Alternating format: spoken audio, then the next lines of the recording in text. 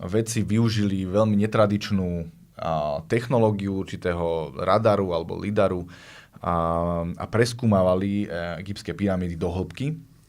A pomocou tohto algoritmu zistili, že pod egyptskými pyramídami sú nejaké, respektíve môžu sa nachádzať nejaké štruktúry špirálovitého charakteru a datujú tento objav 38 000 rokov dozadu, čo teda odporuje všetkým teóriám o civilizáciách a o tom, že vlastne prvá civilizácia tu bola pred maximálne 12 000 rokmi.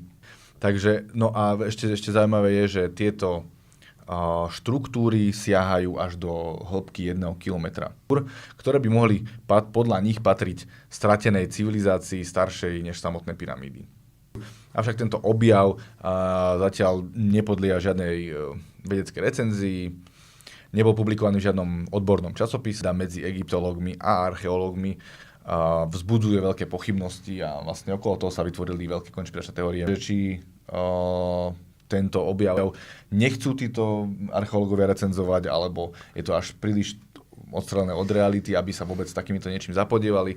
Veľa ľudí si myslí, že by to určite stálo za to preskúmať.